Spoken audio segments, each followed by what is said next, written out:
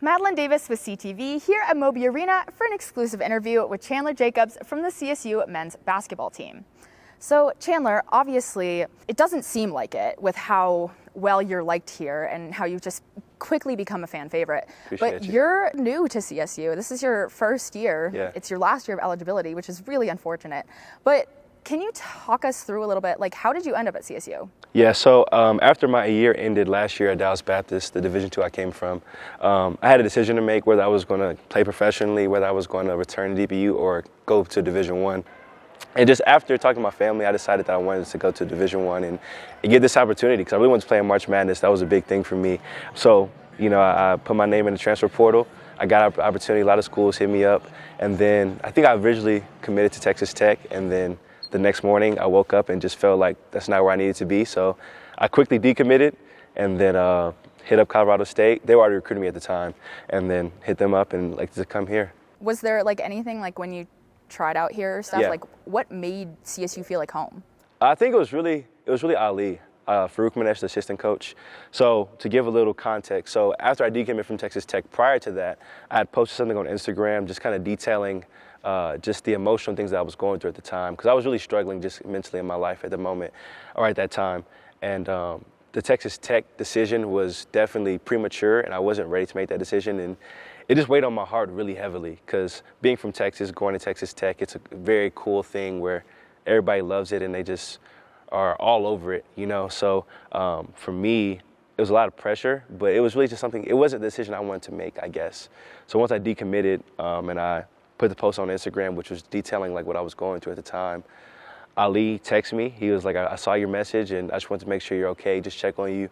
And from that point on, I knew that this was the kind of environment I wanted to be with people that were really supportive and just cheered for me and cheered me on like my good days, my bad days, and everything in between. So I felt the love from him, and then from the teammates and the coaches that I have here. Like it's been nothing but that ever since I've gotten here. So yeah, I love it so much. It's been amazing, genuinely.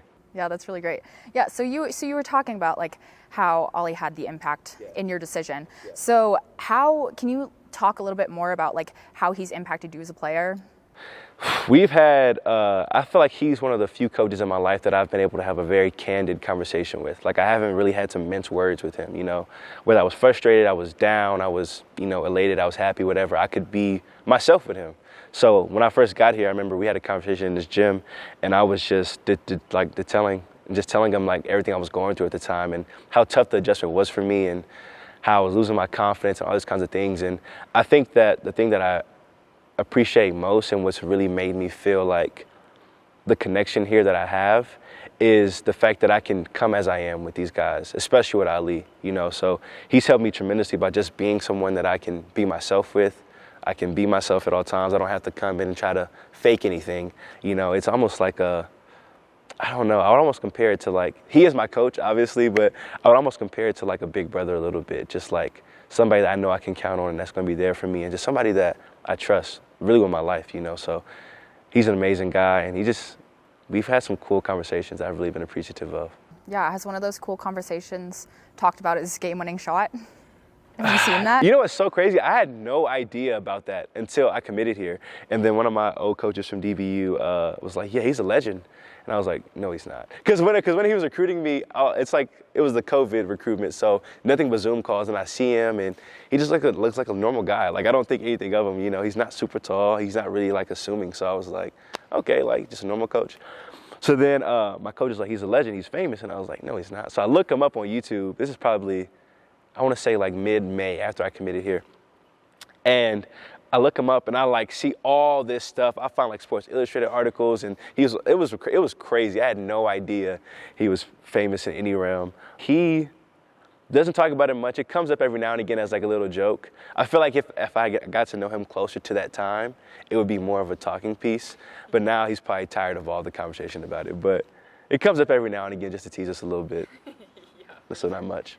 Yeah, so you were obviously a very successful and phenomenal D2 player. And so like transitioning from D2 to D1, what has that transition been like? And like what have been the struggles and what have been like, talk us through that. Yeah. Honestly, it really depends on the day. I've had moments this year where like I felt like I had a really good grip on it, and then I've had moments where I've just felt like I was drowning in information. I think the big thing for me, particularly with this situation, is my previous school, I averaged like 21 points a game, so I could take whatever shot I wanted. Like, I had a lot of freedom within the offense, and it wasn't much of like a strict system, at least not for me, So coming here, where I had to kind of fit into a system and fit into a role, it was really mentally just weird, because I wasn't used to having to defer to anyone else or to like fill a role for a team. I was used to being the guy, So that was the initial adjustment that was really difficult. And then also just adjusting to like a new place and trying to be myself in a new place.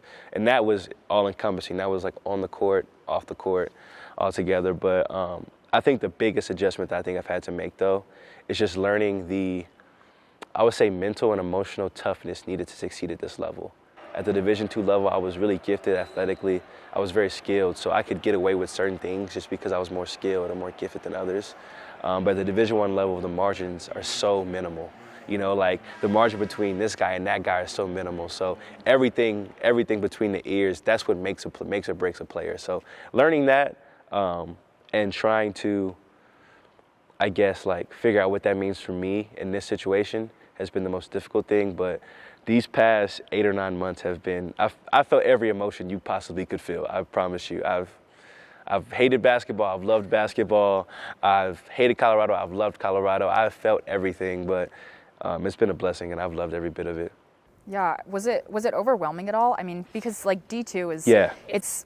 People go to Yeah. the games, obviously, but it's not like exactly. a huge focus. Whereas like you come to a D1 school and you came into a program that was already really successful Yeah, and like expected to excel. Like, was it just like overwhelming? It was overwhelming, but it was overwhelming in the sense that like, I wouldn't say necessarily the crowds and all that kind of stuff was overwhelming, because that was fun for me. Like, at my school, Dallas Baptist, I think the most fans we ever had was maybe like 2,000.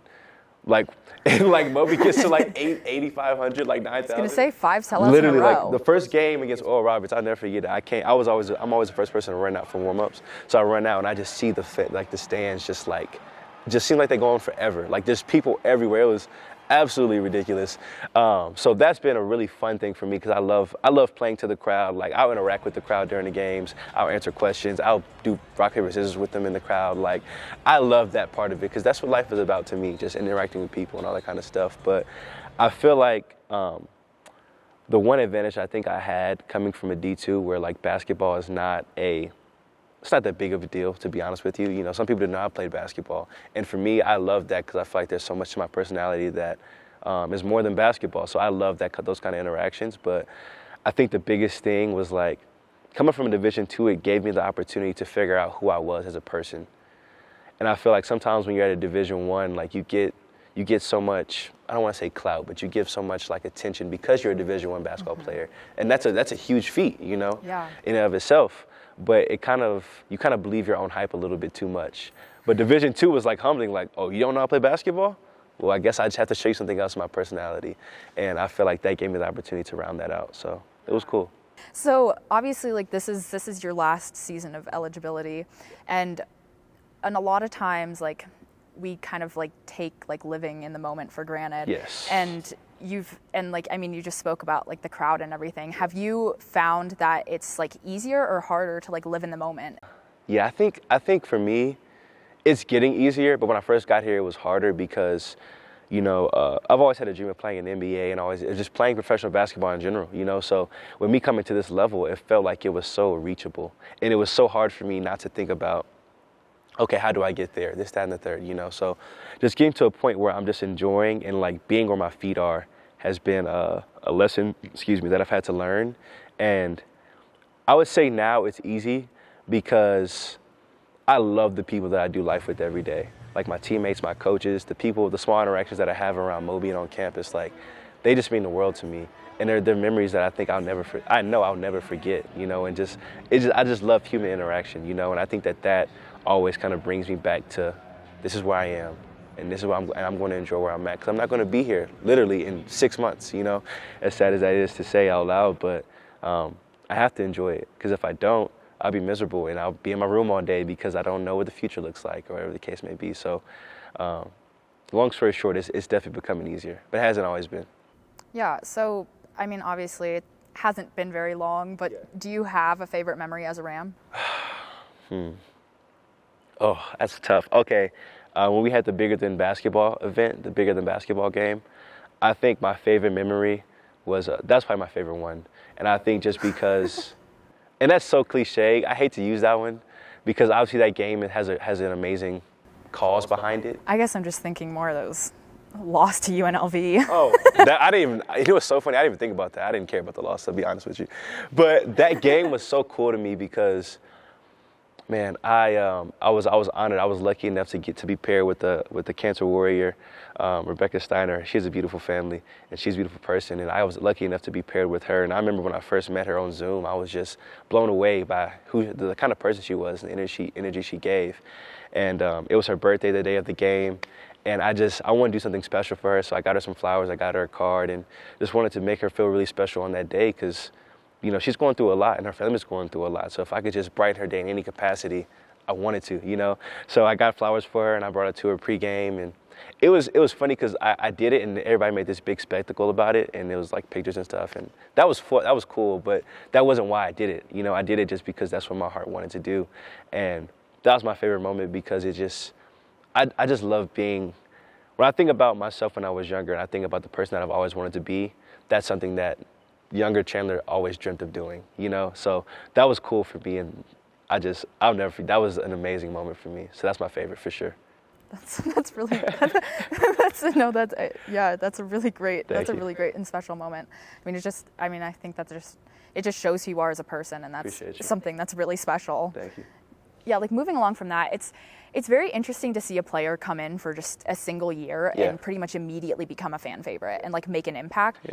And I definitely think, and like talking to the people who have gone to the games, us as fans and us as like viewers, we definitely think you've made an impact here at CSU. That's but cool. do you believe that you have?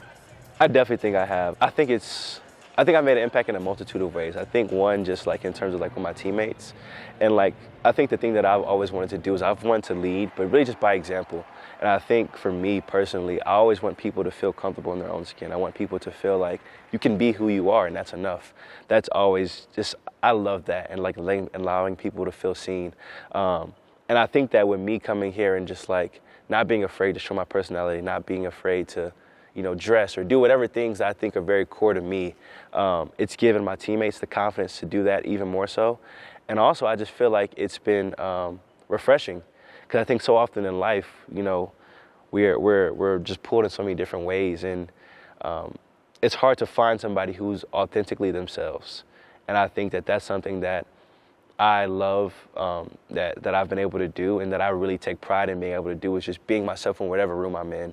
And I think that that's the biggest impact that I think I've had, and that's the biggest impact that I've always wanted to have, coupled with just like loving people and caring for people, and, you know, doing little things like bringing, you know, Rebecca flowers, or interacting with the fans after games and taking pictures. And no, you've done an incredible job, like interacting with fans and stuff. I remember it was one of like the first or second home games, and I am always either like on the floor or in the front row, and I just like remembered like you would like go over for the high fives, and you thanked like every single person for coming, and I was like that's really cool. Oh, that's awesome. That's crazy you remember that. That's so cool. Well, I remembered it because it was special, and it was something that I don't think a lot of other, you know, big athletes are doing, and that means so much to the fans. I mean, the fans mean that much to us, you know. It's crazy to me thinking about how could we not thank people for coming to watch us play a game that we've been playing since we were young. We would play for free. You know, when people are coming, they're paying for tickets. They're taking time out of their day to come support us. Like, it's crazy to me to think that someone could ever have a big enough ego to like belittle someone who is literally supporting them. Like, that's just the craziest thing to me, because like they don't have to, you know. So it's genuinely my honor to do things like that. Yeah, so from an outside perspective, it obviously seems like the team is really close and that you guys have bonded a lot. So like what caused that bond, and how much do you think that has led into the success that you guys have had this season? I think that kind of that bond is conducive of like just the environment that we create in our locker room. Like, the thing that I loved about coming here was everybody is themselves. Like, and we just allow people to be ourselves. We accept people for however you are. Like, we don't judge you, as a locker room. And I think that creates unity because you're not coming around trying to impress anyone. You're not coming around trying to be somebody you're not. You're just being yourself. And because we place such a value on that, it's easy for people to just naturally bond, because I think like there's an underlying realization that we all are all the same individuals. We go through the same things, but we just handle life differently. But life all throws us the same cards when you really think about it, the same core emotions and feelings. And I think that by us recognizing that subconsciously or consciously, we allow ourselves to give each other grace and just bond and grow closer. So I think that's one thing that's really helped with that. And yeah, we just have a great group of guys, like a really good group of just individuals and just people that are good-hearted people, and you just don't find that often. No, that's really great. Yeah, so now we're gonna move out of the team stuff and get into a little more personal stuff. Perfect. So what is your favorite and least favorite part about being a Division I athlete? Okay. Okay. My favorite part about it is, I'm going to say the attention it gets, but the reason why I say that is because I think I've always been very fond of the person that God has made me to be. I think that I have good intentions. I think that I have a good heart, and I think that being a Division I athlete gives me the opportunity to show that to more people. And that's what I really appreciate about the attention, because I just think it's so cool. Because I don't know, when I was younger, I always felt like I was a little overlooked. And not because I felt like I was deserving of all this attention, but I felt like I was overlooked because I felt like there was some really good things about my personality that I wish people noticed. And being a Division I athlete gives you the platform for people to notice them, because you're good at a sport. And I hate that that's the case, but that is the case. So that's probably my favorite part about it. I think my least favorite part about it is, I think maybe I don't know, I would say maybe the stereotype that goes along with it. Because I think that, especially with our team, we just have so many different individuals, that are into so many different things. And I think that there's a stereotype that goes along with being a Division I athlete. And, you can put whatever you want to put there, the characteristics. And I think that it kind of discredits the individual, and you kind of lose the sense of individuality that I think is essential to the human experience, really. So that's probably my least favorite part. But I think it's just kind of about the people you surround yourself with at the end of the day. Yeah, no, definitely. Yeah, I think, I don't know, that's just a really interesting point that you brought up, that it almost can have a dehumanizing effect on people. And I feel I don't know, because I feel that just happens in sports a lot, because they're not, personality isn't shown as much as it's just the athlete and what they're known for on the court, rather than. But I feel the people who you have connections with, those are the athletes that show. Exactly. Yeah, and I think a lot of times athletes we get caught up in that and how people see us as athletes, and we almost forget that we're humans ourselves, and we forget to show that humanness of us. And then that's where I feel like there's this disconnect between fans and athletes, because people maybe are viewing us a certain way, and we're now in turn viewing ourselves that way as well. And we're flawed human beings just like anybody else, So I just, that dehumanizing factor is the one thing that just kind of bugs me a little bit, because I have bad days, I have good days, just like everybody, and I love that part of life, because that's what life is about. Yeah. Do you think that it puts more pressure on you? It can. I think it does, but pressure is really just what you allow to get to your inner matrix, to your core. That's essentially what pressure is. There could be a lot of external things that are going on, but depending on what you place as priority, that's where the pressure kind of comes from. So I think it definitely does, but it's just about what you allow in to me. It's just like a really deep answer. Thank you. Yeah, so this I think this might be the question that I'm most excited to ask. Okay. But do you have any like superstitions or any like pre-game rituals? I love this question. Because I know Yeah. I know that just that's a huge part of athletics. Yes. And even like someone like me who wasn't like who trained at somewhat of a high level but not like a super high level, I still had even like little superstitions. I love this question. Okay.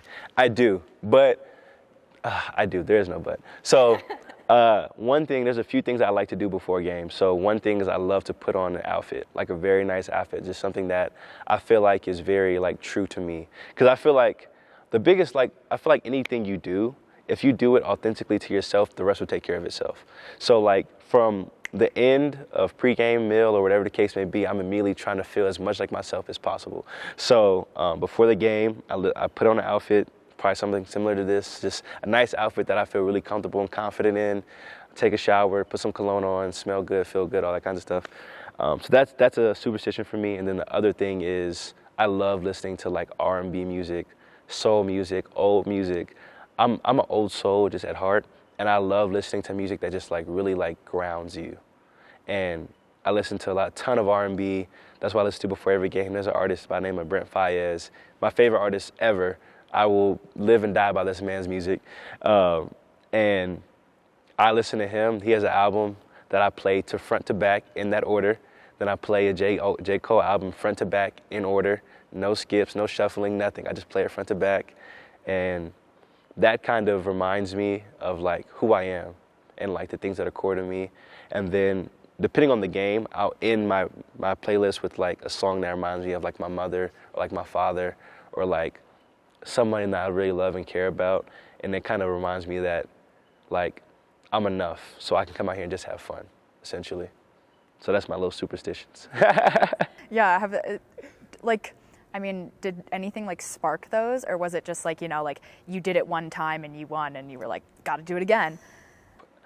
I want to say yes and no. The Brent Faiyaz, I discovered him my freshman year of college, so this is 4 or 5 years ago, which is weird to say. But nonetheless, I discovered him then, and it was like right before the season started, my freshman year at Dallas Baptist. And this same album that I play today is the album that I would play then. So that started, and I just kept going with that. And that's kind of like I never want to change that routine. I'll probably listen to that. If I'm playing basketball at 30, I'll still be playing that album that I found in 2017. So that kind of started that with the music. And I think with like fashion and clothes, that's kind of just progressed as I've gotten older. And like me just like knowing what it takes for me to feel good. And like, as I've learned that, that's kind of just taken a shape of its own. Yeah. Did that ever like come from, I know in high school and stuff, a lot of times like on like home games and stuff, they're like, oh, you like, got to dress up and nice stuff. And stuff. Like I didn't know if any of that like ever came from that. If you like did that and you were like, man, I feel good. No, I think my mom loves clothes. So me and my mom, whenever I go home, we'll thrift and we'll just do little stuff together. And like, so it kind of comes from my mom, but then after a while, it kind of grew into its own. Like I'll watch certain films. Like I'm obsessed with like the 60s and 70s. So I'll watch certain films from like that time period just to get like fashion inspiration and all that kinds of stuff. So it kind of became this thing where I was like, this is me. Like I feel like for a long time when I was younger, I was always kind of like any child. I was trying to find myself and like find what was core to me. And I think once I found out that I loved fashion as much as I do, I just ran with it. So that's why I guess that's probably why I say where it came from. So we talked about like pre-game rituals. Do you have any like post-game rituals, or like what's your favorite way to celebrate a win? Celebrate a win? I leave Moby super late. So like after a game, if a game ends at 9, I probably won't leave Moby till like 11:30, 12. Like super late. I just decompress. I'll listen to some music. Like music is like the core for me for everything. So like I'll listen to like some alternative music or some R&B, just something that makes me feel really like good and just like it just makes my heart feel really whole. That's what I guess is the best way I would describe it. And I feel like that kind of calms me down. I'll replay the game, the plays from the game, whether they were good or bad. And yeah, that's pretty much how I end it. Or I'll watch like a rom-com, like to end my night. I love rom-coms and all that kind of stuff. Yeah. Do you have like a comfort movie? Any rom-com, really. I wouldn't say any. Some of them are a little too cliche for me. Yeah. As they can be, a little too cheesy. But like, I love Matthew McConaughey. So like a lot of the movies he's in, like How to Lose a Guy in 10 Days is amazing to me. That's one that I'll go to. There's a movie called Sylvie's Love, which is like a soul, like jazz movie from like the 60s. It's a love story as well. I'll watch something like that just to kind of like comfort and like really center me a little bit. Yeah. So those are two that I would use. Nice. that's just pretty funny. No one ever thinks that, but I'm such a softie. I love it. Yeah, no, there's absolutely nothing wrong with that. My comfort movies are. I wouldn't say that like they're stupid. And yours are not stupid either. Oh no, you're perfectly fine. But just like, you know. You're perfectly fine. Yeah. This is a little bit more of a fun one. Okay. But if you could have any basketball related superpower, what would it be? Ooh, I feel like, I think I would say shooting. And I say that just because I feel like shooting is something that you could do like forever. Like if you're a great shooter, you'll be a great shooter till you're 50. Like I think that's one of those things that's really cool. I would say athleticism. I love like jumping and all that kind of stuff. I think I'm pretty athletic now. And also I think that like, that kind of fades as time goes on. But I feel like shooting is something that I could always be good at. And something that I could teach my kids one day if they ever played, you know. So I think that's the one I would want. That's a good point, yeah. Yeah, I feel like it's definitely one of those like timeless skills. Yeah, it's like timeless. I think that's cool. I like that a lot. That is really cool. So one final question. Okay. If you could give any advice to your younger self, what would you tell him?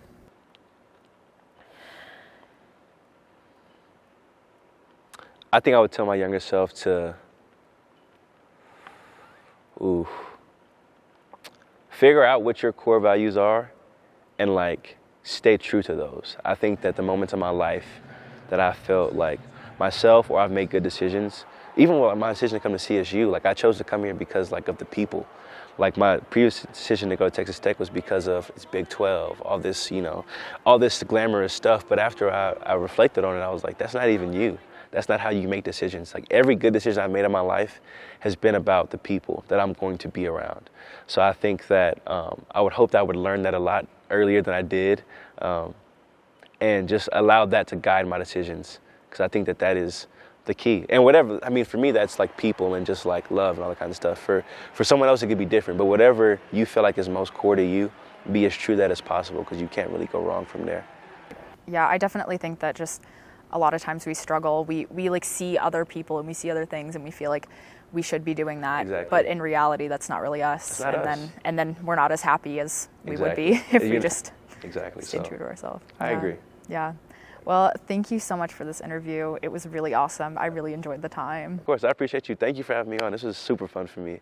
I love getting to show my little personality, so this was awesome. Yeah, thank you. Thank you. This has been Madeline Davis with Chandler Jacobs reporting here for CTV.